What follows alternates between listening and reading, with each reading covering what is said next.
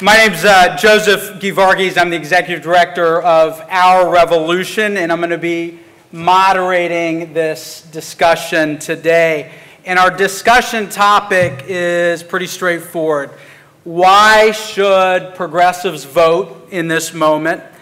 And more importantly, how do we continue to keep winning progress in 2024 and beyond? Let me start by noting that 2024 marks Our Revolution's 8th anniversary. Bernie started Our Revolution after his 2016 presidential bid to make sure that progressives continue to flex their electoral muscle and influence American politics at every level. But right now, as we get ready to mobilize our base to vote in November, we're confronted with two very real problems. The first problem is political. After Biden's disastrous debate, progressive voters are predicting Democratic defeat. Our Revolution's post-debate survey of 20,000 supporters showed that 70% want the president to drop out of the race. Even worse, 1 in 3 progressives said that they're less likely to vote for the president after seeing the results of the debate. In a tight race against Donald Trump, we know that the Biden-Harris ticket can't afford to lose a single vote. But right now, based on our communications with our members, he's hemorrhaging support, progressive support. The second problem that we face is policy. Progressives are disappointed with what Democrats are delivering or failing to deliver at the national level. From the Green New Deal to Gaza, many progressives feel that the Biden-Harris administration has betrayed our ideals and negotiated bad deals. Even though progressives went to bat for Build Back Better, progressive priorities like universal pre-K, expanding Medicare to cover dental, vision, and hearing, and ending fossil fuel subsidies were gutted because Biden was co-opted by corporatist Democrats like Manchin and Sinema. So the bottom line is this: progressives feel pissed off, given both the political and policy dynamics that we find ourselves in. In fact, our post-debate poll showed that only 9% of progressives said they felt hopeful or fired up about this election. That's right, just 9%. The silver lining here, if there is one, is that over 97% of progressives that we polled agree that we cannot allow Donald Trump to prevail. And so this post-debate disparity between the 9% who feel fired up and the 97% of progressives who want to take out Trump is what we're going to talk about today. Every progressive wants to defeat Trump, but only a fraction feel energized to fight for Biden. Our latest progressive poll that we're releasing today shows that progressives aren't pumped up by the president's post-debate performance either. 70% said that Biden's post-debate appearances are not improving his chances of defeating Trump, and about 70% said that Biden is unlikely to beat Trump or they're unsure if he can do so. And maybe the most damning finding is that 34% said that his post-debate appearances have further reduced their chances, the likelihood of voting for Joe Biden. Given these results, it's clear that the progressive movement needs real motivation in this election cycle. Democrats have got to prioritize activating the progressive base now more than ever. And honestly, this is an opportunity for the progressive movement to have an outsized impact on policy and elections in this cycle. Look, no matter who's at top of the ticket, our job remains the same. We've got to defeat Donald Trump and the far right, and we've got to fight for progressive policies that improve the material conditions of the American people. We all know that Donald Trump is an existential threat to democracy. We can't ignore the fact that he's declared that he's going to be a dictator on day one. We can't ignore the Project 2025 blueprint that his allies are putting together. But look, at the end of the day, people need something to vote for, not just somebody to vote against. We've got to make it clear that not only will Trump roll back progress, but that Democrats will advance progress. We've got to make a clear case of what 4 more years will look like and give the American people hope that their lives will improve. And in this moment, it's especially important that we focus on exciting candidates who are vying for down-ballot races and for ballot measures at the state and local level to inspire as much turnout as we can and help lift the top of the ticket. And that's why I'm excited to have this timely conversation today. We've got an all-star lineup on the stage. We've got Representative Ro Khanna from California. We've got St. Louis Board of Alders President Megan Green, who's also an Our Revolution board member. We've got Maryland Delegate Gabe Acevero. And we've got my brother Larry Stafford, the Executive Director of Progressive Maryland. And so I'm going to lay out a question, a very simple question, and give our panelists an opportunity to respond. And then we're going to, if we have time, open it up for questions towards the very end.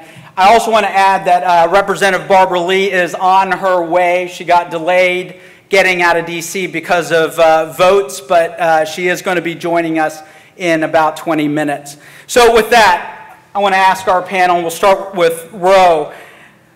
How do we make the case to excite the progressive base and get out the progressive vote, both nationally and locally in this moment?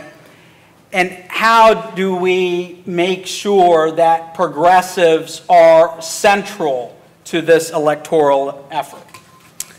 Well, first of all, thank you, Joseph, for putting this together, but more importantly, for your brilliant leadership at Our Revolution and turning Our Revolution into one of the strongest progressive forces in the country. Let's give Joseph and the team a round of applause.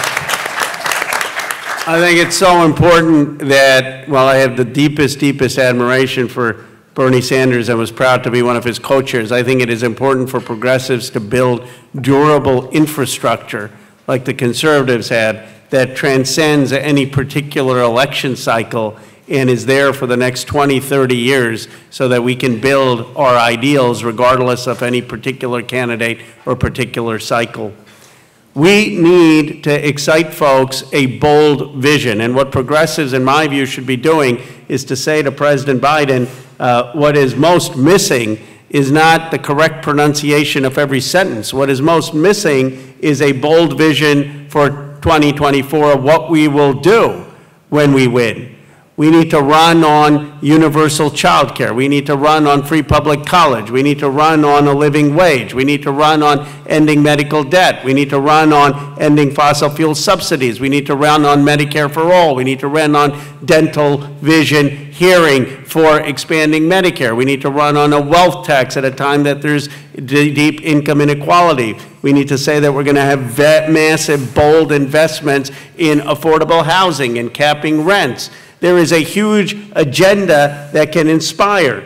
It's the agenda that will inspire more than, in this case, just the candidate. I mean, you can talk about what we've done, but you have to talk about what we will do. And if we have that bold agenda, we will be able to inspire people to get out and vote. And that also has to include foreign policy.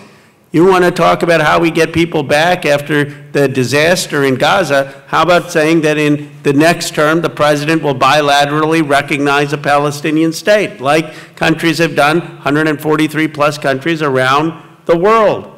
If we give people a vision, I think young people will respond and come out and vote. Thank you, Representative.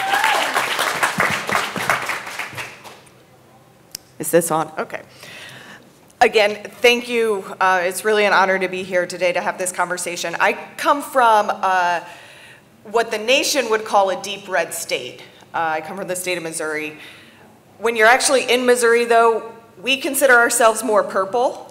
I live in St. Louis City, which is very progressive. We have a progressive mayor, progressive congressperson, progressive majority on our Board of Aldermen, which I have the pleasure of leading. And we're also a state that overwhelmingly continues to vote for progressive issues at the ballot. So for example, we have voted in the last few years to legalize marijuana with some of the most progressive laws in the entire country. We have passed ethics reform overwhelmingly at the ballot in the state. We have over and over and over again shown that our voters like progressive ideas, even when they don't necessarily vote for progressives or Democratic candidates. And why that's so important going into this election is because in Missouri and a dozen other states across the country, abortion is going to be on the ballot. We collected the signatures, nearly 500,000 signatures, to put it on the ballot in Missouri. That is a lot of signatures. And that'll be on the November ballot, along with paid family leave and $15 an hour minimum wage that is then tied to inflation going forward. And we know our voters are going to come out and approve these things because time and time again they do. And so when we're riling progressives up or trying to get them to the polls, it's not just about the presidency. It's also about all of those issues that are on the ballot. It's about the down ballot. We're in a state in Missouri where the Republicans have a supermajority in our state House and Senate. And it makes it nearly impossible to get progressive legislation done through our state capitol. But we also know, because of the organizing we've done over the last few years, we only need to flip 3 seats this time around, and then that supermajority goes away. We have those targets. We know that they're winnable. But they're only winnable if folks show up and vote the entire ticket, right? Not just for president, all the way down, and vote for all of the ballot initiatives on the way.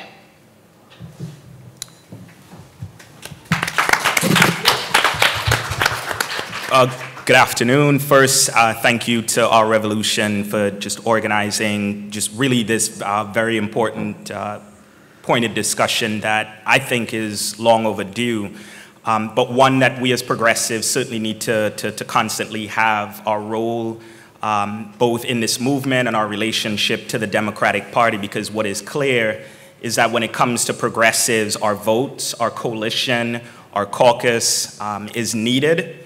But our ideas, our demands, our priorities that we're often pushing are essentially put as back burner issues, as backseat issues. And so, you know, for me as someone who was elected in a state that is majority Democratic, we like to consider ourselves a progressive enclave right on the East Coast. But there's so much work that we still need to do both as a state and really as a movement. I think we have to first acknowledge that we have a winning message. We have a winning message. Medicare for all is a winning message, right? Bodily autonomy and reproductive freedom is a winning message. Collective bargaining rights, workers' rights, is a winning message. Racial, social, economic justice is a winning message. The problem is there is a disconnect between both the party but also when it comes to policy. And I'll give an example. Of all the Democratic states that passed the Fight for 15, Maryland, being the supermajority state legislature that it is, passed the weakest. And I always tell folks that if there's anyone that's running for the state legislature and telling you that they're going to Annapolis to fight against Republicans, don't vote for them. Because the fight isn't against Republicans, it is a fight among the Democratic Party and the various wings. And it is clear because really Maryland's emblematic of what we're seeing across the country, and that is neoliberalism is winning. It is being embraced by our party, and it is the policies, these decade-long neoliberal policies that have brought us to this place where neo-fascism could potentially win again. So we have a winning message. We just need to see more progressive candidates. And to my panelists to my left, I completely agree. I think there needs to be a shift from this focused on federal politics and elections and start talking about states, counties, and municipal and board of education, and where the majority of issues that impact all of our lives are decided, not at the federal level. If I were to put it percentage-wise, 80% of the issues that impact you all are decided at the state and local level. So we have to shift, and we need to see more progressive candidates, and we have to start holding this party accountable to our values, to our ideas, to our policies, because neoliberalism is the modus operandi for the Democratic Party.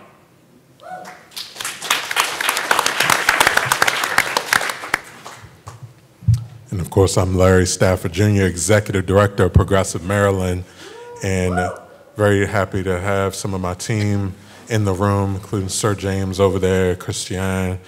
And we're an organization that believes in the fundamental value of like going out into our communities, actually listening to people, seeing what is on their heart, what is happening in their life, what's on their minds, and trying to bring them together to do something about that.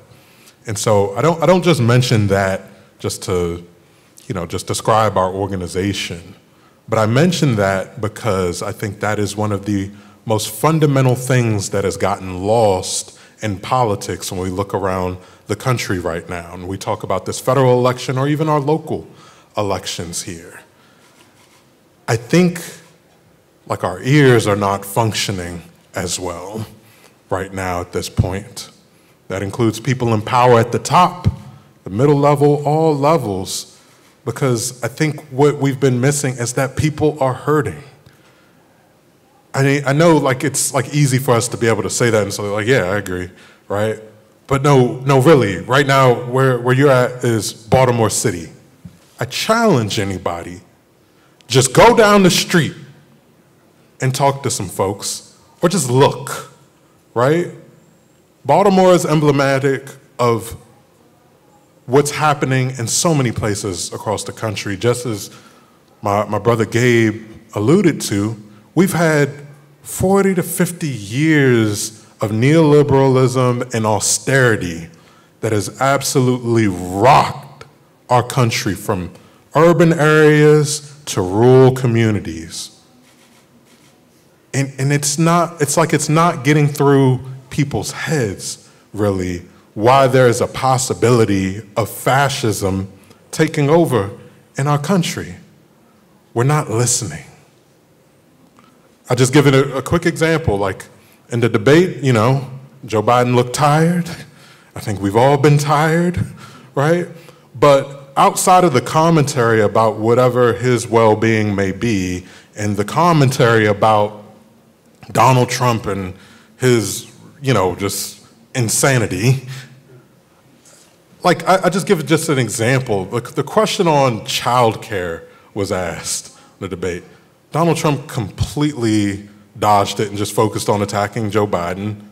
And then Joe Biden, I think, in an offhand remark, mentioned the child tax credit. I remember looking at that and saying, like, there are three fundamental issues right now that I think are driving a lot of angst amongst voters that, honestly, Democrats need to win. This population of voters are very much impacted by what's happening in housing. Where did we talk about, where was there a serious conversation about the cost of living, which is mostly being driven by the cost of rent and radical increases to the cost to like have a mortgage, the rising interest rates? Did we have that discussion at the debate? I don't recall it. Maybe I missed it. I might have went to the restroom.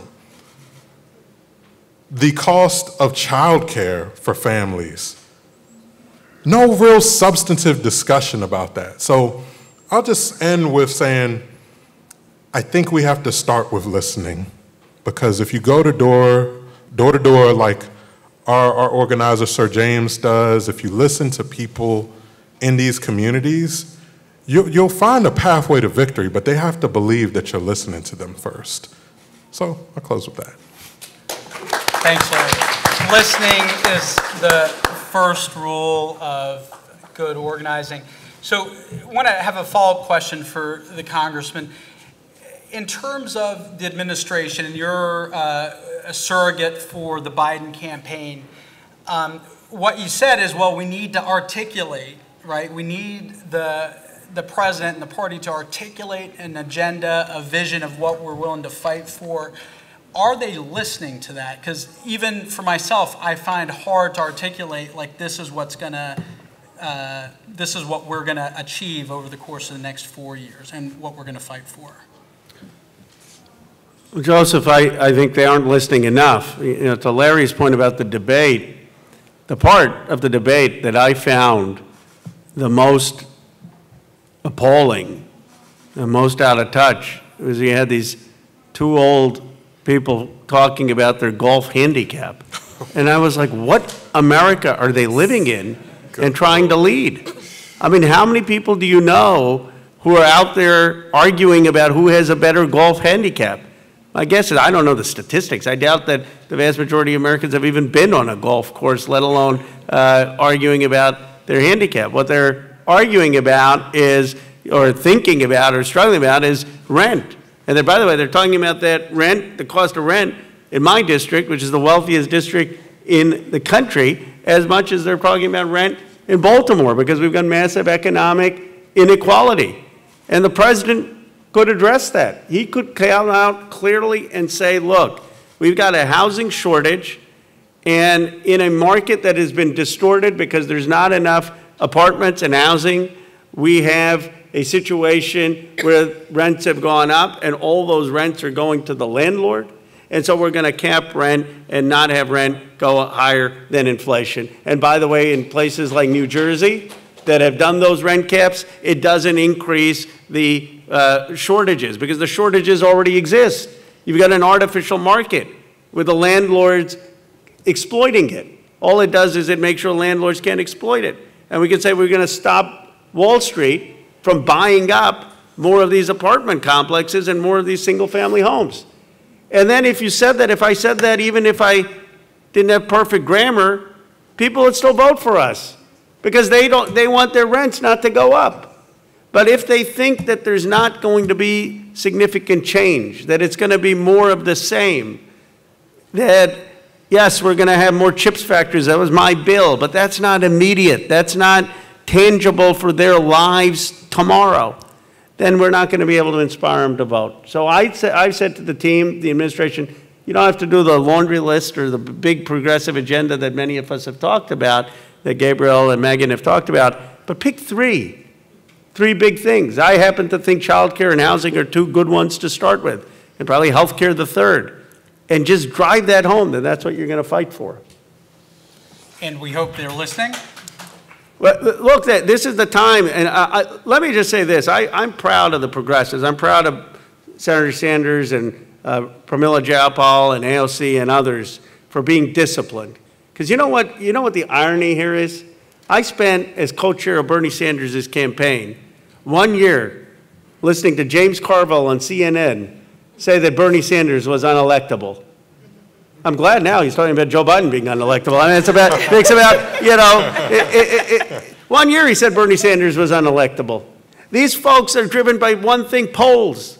See, progressives, we're not driven just by polls. We're driven by vision. We're driven by ideals. We believe that if you actually believe in something, then you fight for something, you can persuade people to come along. And this is the first time that the progressives are not being blamed. Usually the first thing they do is, oh, there's a catastrophe, progressives are to blame. Well, guess what? The progressives have been the ones saying, we respect the process and let's go win and let's have a bold vision. Well, you've got all these Democratic operatives freaking out on the polls and attacking each other. So I'm actually proud of the progressive movement, and I think this is the time for the president to listen to a few of the big ideas of the movement, and I'm hopeful they will. And a follow-up for both Megan and Gabe. Are you fearful in this moment that there's going to be a down ballot drag? And given that you're at a level of government that's closest to the people, you're moving things that are transforming people's lives, whether it's housing, whether it's on wages, are you afraid that this election could set back the progress that we're making at state and local levels? I think Missouri is a little bit of a different ball of wax in this way. I think the general sentiment amongst whether it's mainstream Democrats or progressives in Missouri is that there is not a probably snowball's chance in hell that any Democrat wins the presidential nomination or a Democrat wins president in Missouri. But we do think that there is opportunity for our Senate seat. Josh Hawley is on the ballot. He is very not popular even amongst Republicans. And so we're putting a lot of organizing into that race. And we know with abortion on the ballot, there is projected to be about $20 million spent on that in the state of Missouri. And I think it's those ballot issues and those races that we do think are winnable are the ones that are ultimately going to end up driving folks to the polls. And as a side note, you know, in the city of St. Louis, something that I've worked on for a few years and a few election cycles with our revolution is we've essentially created our own progressive organizing pack for the St. Louis area. And so we're doing that voter turnout to talk to voters and say, yes, please come out and vote to put abortion in the Constitution.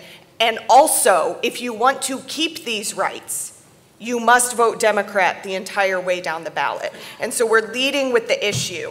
We're leading with it on $15 an hour minimum wage and paid family leave, saying the same thing. If you are voting for these ballot initiatives, then you must also vote straight ticket Democrat, because otherwise, and we have seen this happen, something gets passed at the polls and then the Republican legislature comes back into session and they repeal it. And they completely undo the will of what voters have voted on in the state. And so we're trying to tie the issues that people care about to being a Democrat and get folks used to the fact that if they are in favor of these progressive issues and progressive causes and they want to keep them and maintain them, then you have to also vote Democrat the entire way down, even if the candidates are not necessarily your favorite person or the person you were, voting for in the primaries. I'll say really quickly, because I see Congresswoman Lee has joined us and would love to, but I'll be very quick and I'll say it's good to see that in a blue state like Maryland, I think the dynamics of the presidential race, I don't think it has any impact on down ballot offices and candidates. I think in part because, one, we're a blue state, but many of us are organizing in the interim outside of presidential years on issues that we can decide on, that states and localities decide on, that people care deeply about. Going back to what I said earlier about the majority of the issues that impact our everyday lives are decided at the state and at the local level. And so for many years, even though we hadn't seen any movement, any traction on bills relating to police accountability in the US Congress, a lot of us were organizing right here in Maryland before and after Freddie Gray was killed, before and after George Floyd was killed, to ensure that we're educating folks, but we're also changing the laws that would have a ripple impact. And I would say we've done that. We've been successful at that. We were able to repeal the Law Enforcement Officers' Bill of Rights, which is essentially a legislation that protects corrupt and racist cops that many states have adopted from Maryland. We started it right here. So your Police Bill of Rights in Kentucky, when we talk about accountability for the killers of Breonna Taylor, the reason why you can't have accountability is because other states have adopted this very racist law that protects corrupt and racist cops. And so we were able to organize to get that repealed. We were able to get Anton's Law passed, legislation that I've been championing for many years. But we recognize that there's still work to do. Again, going back to what I said, the neoliberalism and the way that our party sort of rally around neoliberal ideas and candidates. And so even though we were able to get police accountability passed, really important things like ending no-knock warrants, addressing white nationalism in law enforcement, ending qualified immunity in state courts are things that some Democrats in the legislature felt like it was just too far.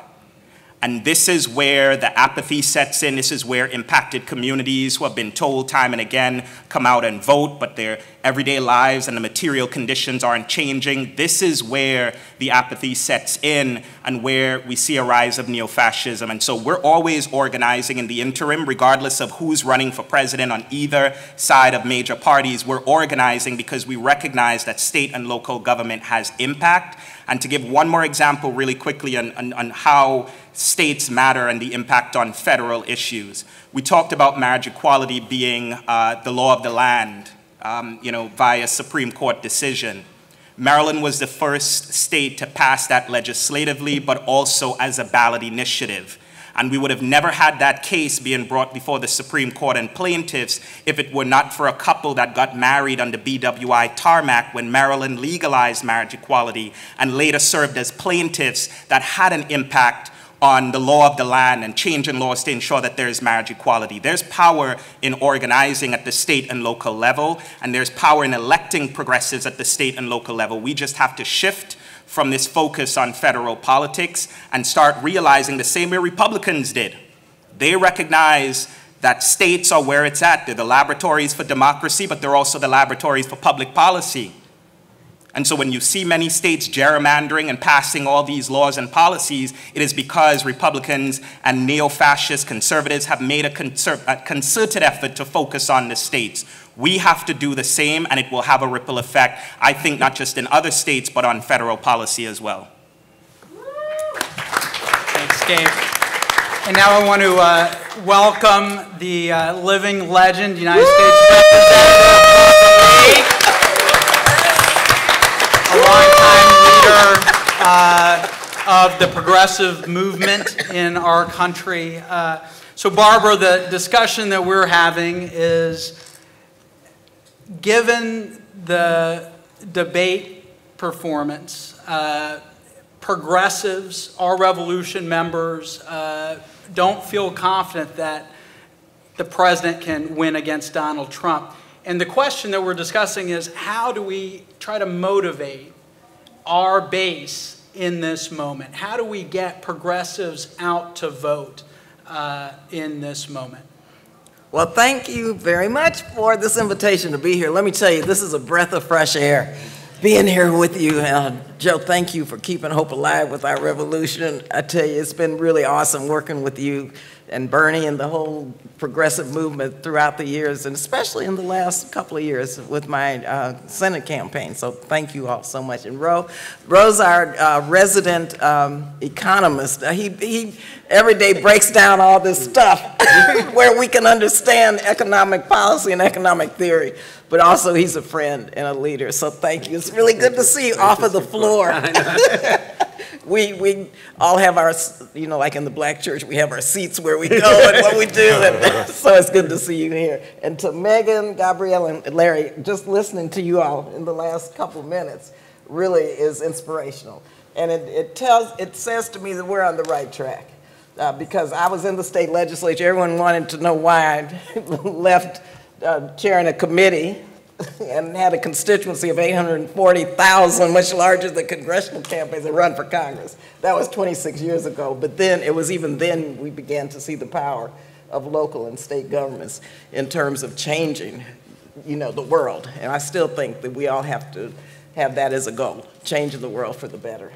So let me tell you, I think this election, you'd have to tell me who you think, first of all, could beat Donald Trump if there's a candidate. But secondly, you have to tell me that, the priorities in this election should be the progressive agenda and making sure that we educate voters about what's at stake. Of course, our democracy, our economic issues, health care, all of the issues, housing, these are the issues that are on the ballot. Defense spending, climate. So the candidates that address these issues that are going to do the work and engage in systemic structural change so that we can move forward is the candidate we should be talking about. Beyond that, who knows? I mean, I personally am supporting the president and will continue to do that. And I tell you, I have served through several presidents, and I have been a staff member to the late great warrior Ron Dellums, Jimmy Carter, Richard Nixon, you name it. I was an intern during Watergate. And so I get it. And so you have to tell me how we could elect someone at this point in time other than the current president and when. But the most important part, I think, is our agenda and challenging candidates to step up and to live up to our progressive agenda. And I have to say, with President Biden, thank goodness for the Progressive Caucus and for all of you.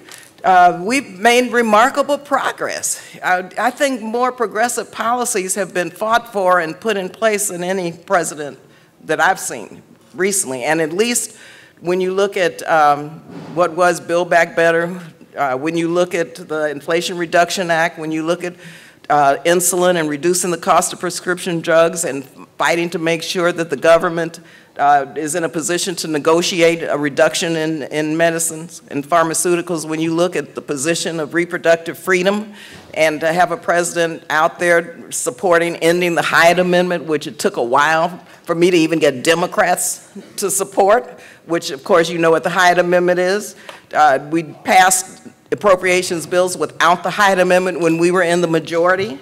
Okay, that was a big deal. It's been in place since '79, which the Hyde Amendment denies reproductive access, including abortion care, to low-income women, primarily who are women of color. So we've made some remarkable progress, and we have a president who has supported these efforts. A lot more to do, a lot of places we have to go.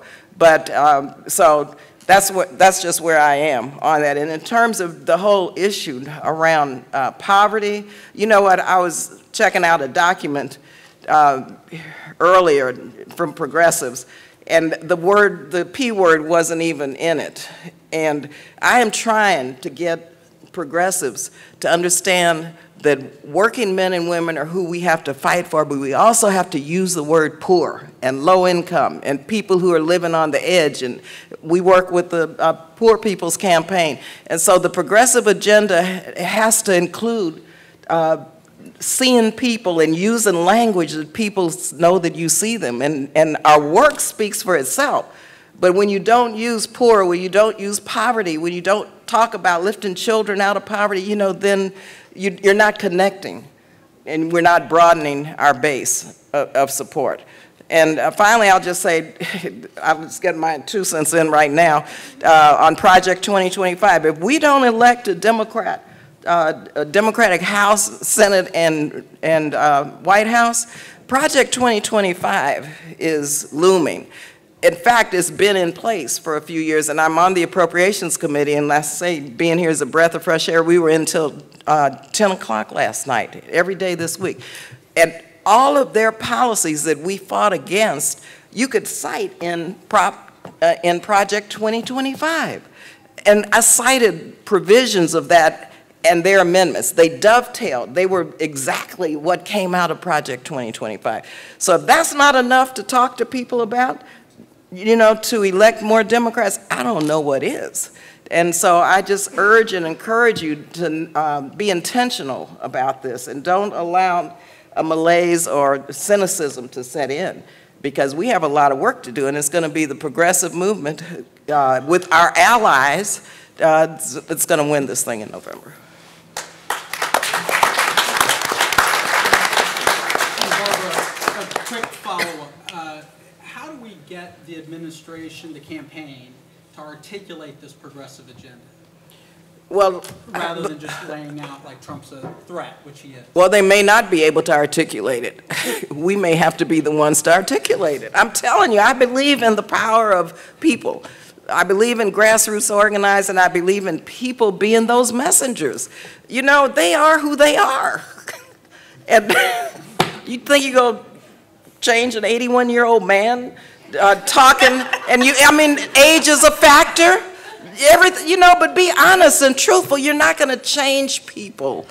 We know the work, and we know how to message ourselves to people authentically. So don't expect anybody else to do it. Please. Otherwise, we won't win. We have our marching orders. So, Paco? Yeah. There we go. So I want to open up open this up for questions. And Paco's got a microphone, and he will bring it to you. So if you've got a question for our panelists. Yeah, no problem. Good afternoon. Where are you from? My name is Lawrence. I'm from Baltimore. So I understand strategically there's going to be fundamental differences, but in Baltimore, there are fundamental tactical issues of agreement where we just aren't seeing Democrats step up with progressive, even when it's in Democratic Party's best interest. We have Sinclair Media supporting Trump, supporting Larry Hogan, and they're putting ballot initiatives on the ballot to shrink the city council, literally making less Democrats. And we're seeing the Democratic Party shy away from fighting that because they don't want to be on Fox. No Democratic elected official wants to be on Fox News every night. Local Fox News, the potential scandals. Even with, tactically, there's a group called Democrats for Hogan.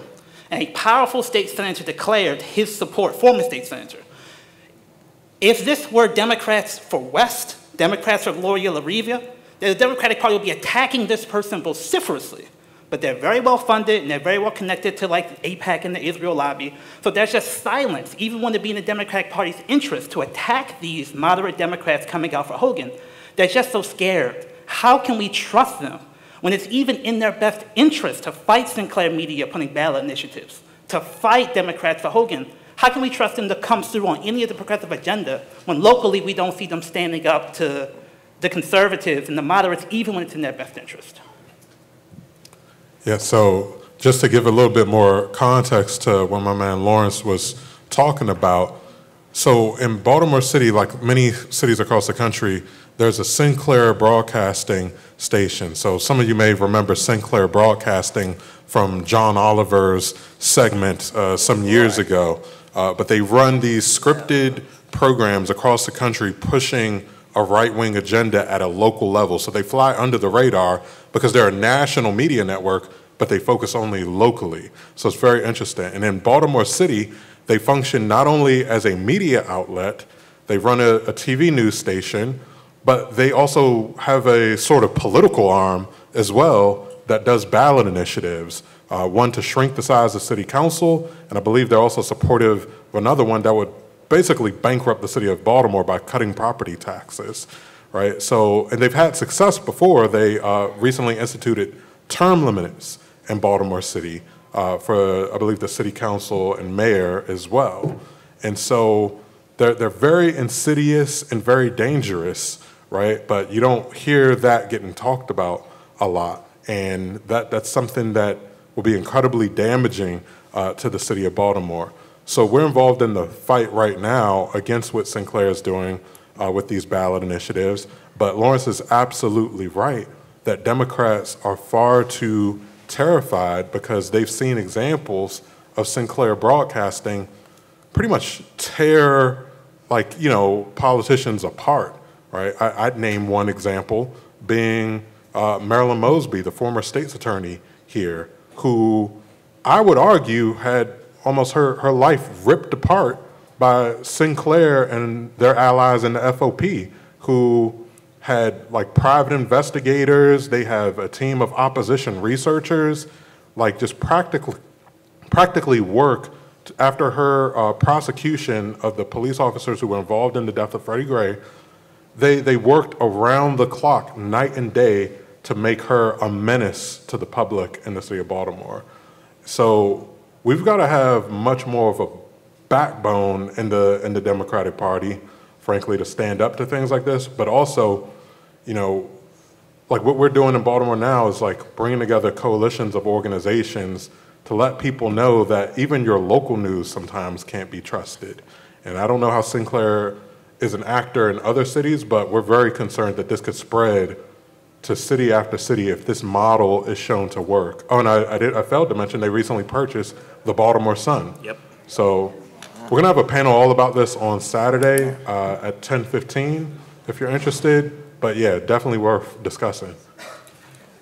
And I'll just say quickly, Democrats aren't good, and the Democratic Party, in my opinion, at sort of this offensive, particularly around Republicans and Republican candidates. A good example of that, to Lawrence's point, you know, I call him Lion Larry, sometimes call him Lawrence, but we're not going to call him Lawrence because I don't want you all to get confused. But this is someone who essentially has had a terrible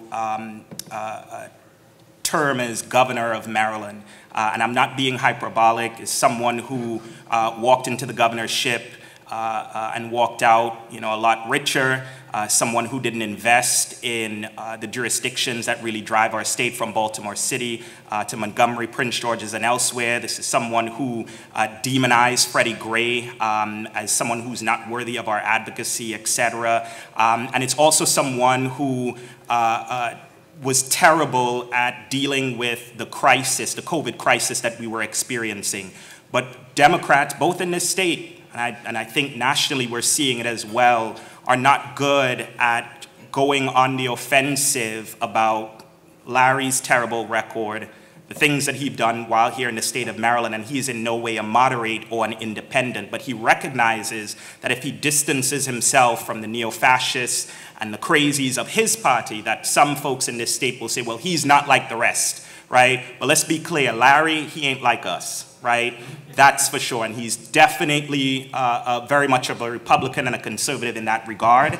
But we have to go on the offensive. We have a strong message, but we have to put it out there, and we have to start going after people who lie about their record and their positions on things. And if I could chime in real quick, I don't think that the Democratic Party is the vehicle, quite honestly, to push back on this. I think that the vehicle to push back on this is community organizing. So in St. Louis, we have something called the People's Plan Coalition. It's a coalition of 52 different organizations, racial justice organizations, labor unions, environmental organizations, who have all come together to basically form an organizing table. And that organizing table works very closely with the progressives who are in elected office, and collectively, we work on organizing strategy, because our Democratic Party in St. Louis and across Missouri does not do anything. And they spend more time fighting to repeal ethics reforms that voters passed at the ballot box than they do actually trying to educate and talk to voters. And so we've realized that that is not going to be the vehicle to push back on fascism or push back on Project 2025, that we're going to have to do it through community work and community organizing. Thank you.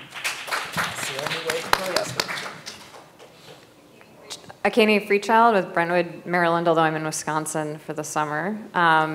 Thank you all, especially Representative Lee and Representative Khanna, for championing democracy reform, the Freedom to Vote Act, the John R. Lewis Voting Rights Act.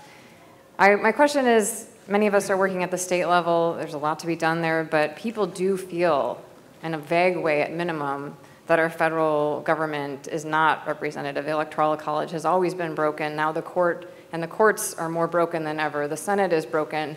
So what kind of messaging do you feel like is important for progressives to get out there about the deep even deeper than the Freedom to Vote Act now, change that we need if we're going to have something strong and representative at the top.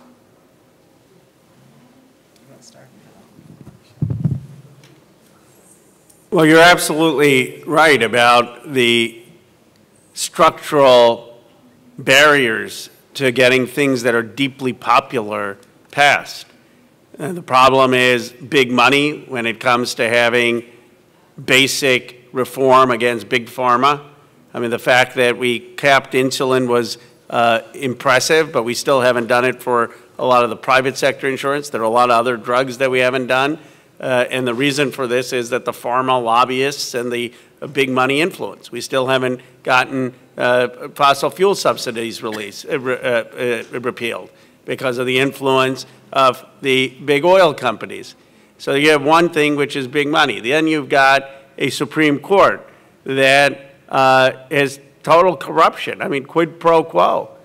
And, you know, the ruling on immunity for the president, that somehow you can do an official act. Let me tell you, if you're a legislator and someone says, I want you to vote some way and I'll give you $1 million, that's an official act. It's bribery. You'd go to jail.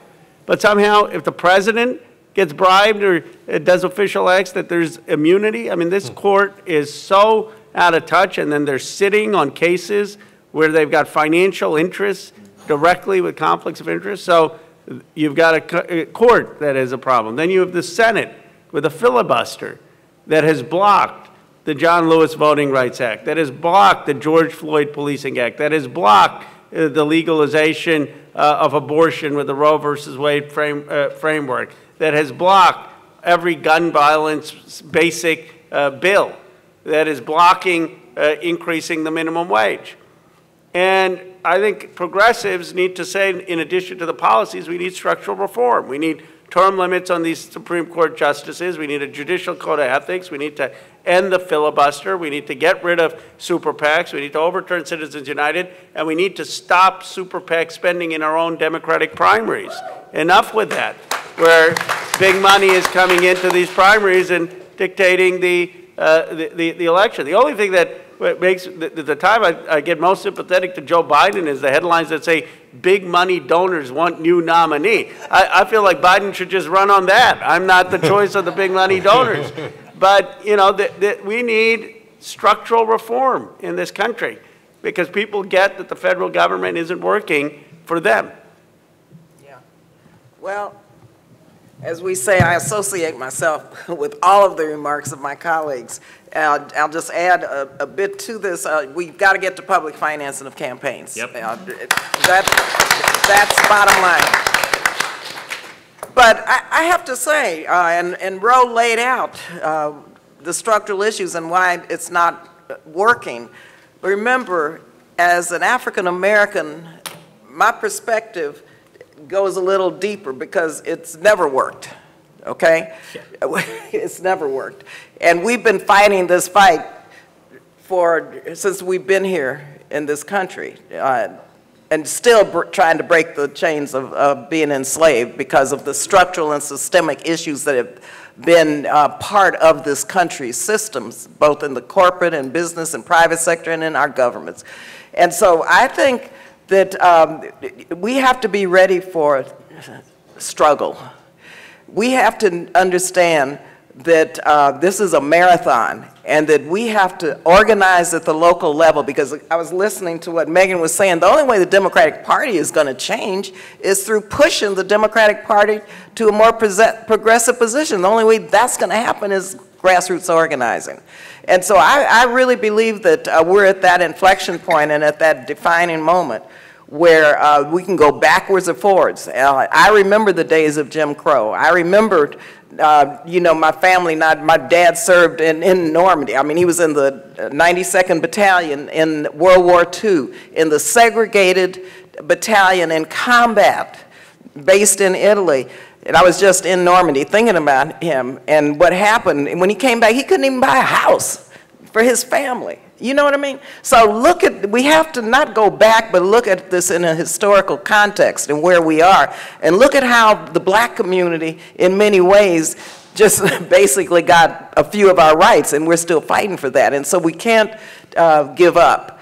And we have to address the federal government, especially from a structural place, and that's where progressives come in, because progressives understand systemic change and not tinkering around the edges. We know we have to go for it, and we also are practical, and we know if we go for it, and I'm going to tell you, when I was in the, and this is an example of structural, why I'm talking about progressives, I was in the California legislature with a very right-wing governor, Pete Wilson. I was the most progressive, he was right-wing. He signed more of my bills into law than anyone else, any other Democrat. And you know why? Because I staked out the left turf. And I did not start on negotiations in the middle. I started to the left. He was all the way up here. And by the time we muddled through this, I got stuff done.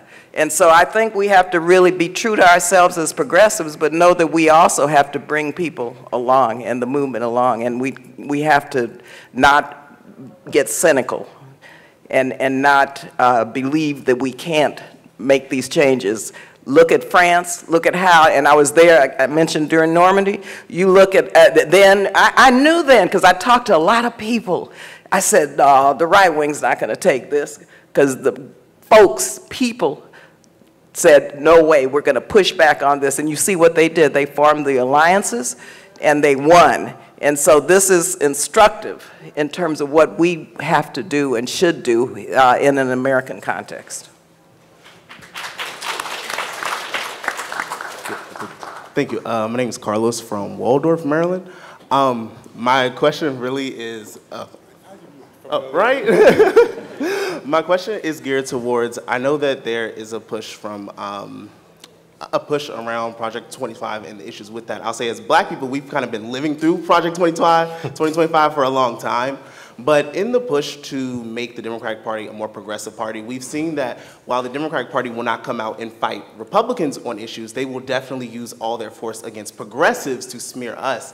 And do we as progressives see it as this party, it may not be viable to move any type of change, and there needs to be a push for a third party or something outside of the Democratic Party to say, hey, look, if you don't make a change, we have somewhere else to go. And I also look at it as a Black person. For us, we're all with the Democratic Party, but the Democratic Party for years has taken us for granted to say, I have your vote no matter what. So maybe as Black people, if we separate to say, hey, you have to earn our vote again, we'll actually get some benefits from a party to say, hey, we want your vote, so we have to move things along for you. Do you all see any move or that you all support of moving for a third party, whether it be green, independent, however, to combat the constant rightward shift of the Democratic Party? Oh, my man Carlos right there. I just wanted to jump on that question right there. And good to see you, Carlos. You're looking stronger now and everything too, man. I see you. I see you, man. And I like that T-shirt, Carlos. Yeah. But to speak to your question, I was just going to say, so I'll say yes and no, right? And I'll explain as well. Because unfortunately, like this, on the no side, this country has built so many barriers to like legal third parties that it's like absolutely insane. Like just structural barriers that like prohibit third-party candidates from being viable, certainly at the federal level, but we've even seen at the local level. I don't even know if the like local Green Party even has like the validity now to be able to be on the ballot at this point. I'm not up to date with that. So that's my no side, but yes, absolutely to the side that says we need to get organized under coordinated political vehicles with a base of people united around an agenda to move that agenda through whatever government body that we need to move that through and to elect people who are representative of that body. So that's a very complicated way of saying it maybe, but I'll note that in other countries around the world, they don't have such a structured government-sponsored party system. I mean, we've just had elections in France and other places where, you know, they have laws where it's like more easy to just start a party. Like you can just say, hey, I am a party of one person, and you can get on the ballot much more easily than in the United States. So that's why I don't look at parties in the same way. Like I just refuse to accept the United States-driven like conception of a party, I look at political vehicles. And we have our caucuses, like it sounds like in St. Louis, you have a group of progressives that were able to get a majority on that government body right there. Similar to in Prince George's County, we were able to, in the first time in history, to have like a group of progressives to form a caucus that constituted a majority at the local level there. So, and I think those caucuses, like Ms. Megan Green was just describing, like need to be coordinated with organizations that are working to build a base in the community to get behind them. And for me, that is a party. Like now you've got other structures that we can get into later about like party discipline and making sure that there's accountability between those who are representing this pseudo party in office and those in the community. But those are definitely structures that we need to build into place.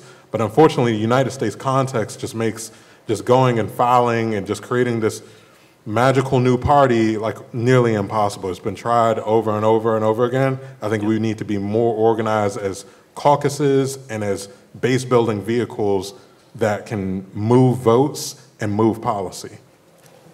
Go ahead. Yeah. I'll add another little anecdote to that. I think other thing we need to get better at on the left is teaching other folks, community organizers, other people on the left, how to actually get into the Democratic Party. And what I mean by that is, so in 2016, Bernie won the Democratic primary in Missouri. Nobody thought that was going to happen, but he did. And so we organized all of our Bernie delegates across the state. We got them to show up to the state convention. And the Hillary delegates were pretty complacent. They had, been to 1 million state conventions, didn't really think it was a big deal. We walked in and we realized that we had 100 more delegates that showed up than they did. So we unseated all of their DNC members. I got elected to the DNC, sat on it for 4 years along with 3 other Bernie supporters. We were able to take over the leadership for the Missouri Democratic Party. And we did it basically because we just told the community how you show up and become a delegate. Because half the time, after people think that you vote in a primary and then that's it. But if you show up and you go to your caucus, you then go to your state convention, you get elected to the national, like there's ways to influence the party. And we ended up completely rewriting the policy platform for the Missouri Democratic Party, making it an extremely progressive agenda, but that would not have happened if we didn't do the organizing to really teach folks at the grassroots level how you can get engaged in party politics to influence it, because the party is made up of the people. And even though there can be a lot of roadblocks sometimes and lack of information on how to get involved, once you figure out that roadmap, and I think our job as elected officials and leaders is to educate folks on that roadmap, then it can be somewhat easy to get involved and actually change and push that party to be what we want it to be. You want to go next? I, in the day, thought we should establish and put together a black political party. I came out of that movement. Also, I was a community worker with the Black Panther Party. Yeah. And, okay. I knew Huey Newton very well, and I know Bobby Seale very well. And while I wasn't a party member, I was part of the party's political operation. And we had these discussions, the same as we're having today, and made a decision that the Black Panther Party, we had our 10-point program where we could relate to people like feeding hungry kids, like providing our bagged groceries, providing shoes for people, the concrete kind of, this is who we are, we want to make your life better. At the same time, we're talking about structural change. And so we had the vision of being a political movement, which in Oakland and in other areas we became. And I encourage you to watch the movie if you haven't watched Shirley. Shirley Chisholm was my mentor. I was the one who got the Black Panther Party. The film is out with Regina King, and there's a character in there, Barbara Lee, played by Christina Jackson. So the movie, though, is instructive because it shows you what someone who had never registered to vote, who felt like we had to continue with my revolutionary work and thought the Democrats and the Republicans and whomever weren't relating to me as a young black woman on public assistance raising 2 kids by myself as a single mom, okay? So, but I was very active and very intentional about not voting because I didn't believe in the Democratic Party. So what happened was I met Shirley Chisholm. I was president of the Black Student Union also. She came and she took me to task. And she told me that she liked my views. She was very forceful, and the movie shows all of this, and that she wanted me to work with her as a volunteer to help her in her campaign. Bottom line is I went to Huey Newton and to Bobby Seale, who had never been involved in politics, like myself, intentionally, and convinced them that we should get involved and be a force to be reckoned with, and use the Shirley Chisholm presidential primary campaign as our test. So we did, and I introduced Huey Newton to Shirley Chisholm, and they got together, and we got together, and we registered thousands of people to vote. Shirley Chisholm spoke out on behalf of the Black Panther Party and said it's a darn shame that we need a Black Panther Party in this country, but because we do, I support them and want to see their agenda move forward. And we took 8 to 10% of the vote in Alameda County, and the rest is history. Then Bobby Seale ran for mayor, and then we finally got a black mayor. And I shared this, and I registered to vote. And have been pushing the Democratic Party to become more progressive, more democratic, and more inclusive. And I use that just as an example of my history because I think some of that is still relevant today. And we have to know our power. We have to know what power means. And if we don't, because of the structural issues, have a third party or even the vehicle for one at this point, we still have to be powerful and use our progressive power to make these major structural changes that we have to make in this country.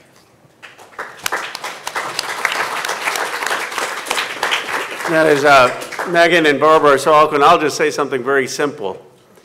If Donald Trump can take over completely the Republican Party in 8 years, then progressive sure as hell can take over the Democratic Party. Bernie Sanders almost did, and they stopped him through a lot of shenanigans. But with this group, I mean, they want you to forget how close we came. There should be progressives and a progressive platform leading this party for the next 20 years if you look at where the base of voters are. That's right. Thank you. We are out of time. Please give a round of applause for our amazing panelists. And we're going to get ready for the next session. I just want to close with one observation. This is a trying time for our country. It's a trying time for progressives.